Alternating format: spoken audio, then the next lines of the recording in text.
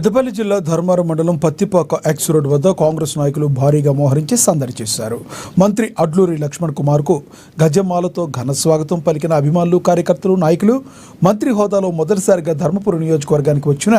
అడ్లూరి లక్ష్మణ్ కుమార్ కు గజమాల వేసి స్వాగతం పలికారు. ధర్మారం మండల కేంద్రంలోని అంబేద్కర్ విగ్రహానికి పూలమాలలు వేసి ఘనమైన నివాళులర్పించారు. అనంతరం మంత్రి అడ్లూరి లక్ష్మణ్ కుమార్ మీడియాతో మాట్లాడారు. ఈరోజు మా ధర్మపురి ప్రజలు ధర్మారం మండలం ఉన్నటువంటి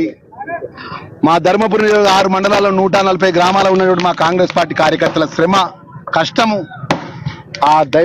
లక్ష్మీనరసింహస్వామి దైవక్షేత్రంలో నాకు శాసనసభ్యుడిగా అవకాశం ఇచ్చి ఈరోజు ఒక సామాన్య కాంగ్రెస్ పార్టీ కార్యకర్త గత 15 నెలల 16 నెలల క్రితము ఒక సామాన్యమైనటువంటి ఒక కాంగ్రెస్ కార్యకర్త ఈ రాష్ట్ర కేబినెట్ మంత్రివర్గ గౌరవ ముఖ్యమంత్రి గారి యొక్క క్యాబినెట్ లో మంత్రిగా అవకాశం దొరకడం అనేది మా కాంగ్రెస్ పార్టీ కార్యకర్తలు, సామాన్యమైన కాంగ్రెస్ పార్టీ కార్యకర్తగా దళిత వర్గం చెందినటువంటి నాయకునిగా నాకు ఈ అవకాశం ఇవ్వడం అనేది నా పూర్వజన్మ అదృష్టంగా భావిస్తున్నా. ఎందుకంటే గౌరవ ముఖ్యమంత్రి వర్యులు ఈ రాష్ట్రంలో ఎక్కడ ఏ రాష్ట్రంలో చేయని విధంగా బీసీ కులగణన కానీ, ఎస్సీ కేటగరైజేషన్ కానీ, ఈ రాష్ట్రంలో ఉన్నటువంటి అన్ని వర్గాలకు సమన్యాయం జరిగిన విధంగా చట్టంలో కూడా చట్టసభలో వారికి అవకాశం ఇచ్చి ఆ చట్టసభలో వారి యొక్క కష్ట సుఖాల్లో పాలు పంచుకునే విధంగా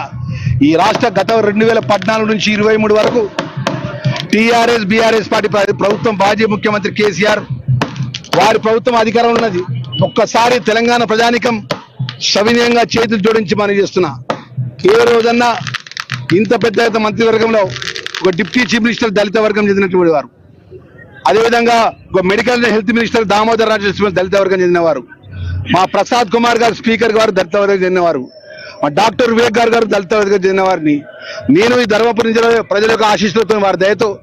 ఒక దళిత మాదిగ వర్గం నుంచి చెందిన అడ్లూరి లక్ష్మణ్ కుమార్ గా ఇలా కేబినెట్ లో అవకాశం అంటే ఈ దళిత వర్గానికి చెందినటువంటి పేద ప్రజానికానికి కాంగ్రెస్ పార్టీ అండగా ఉండే విధంగా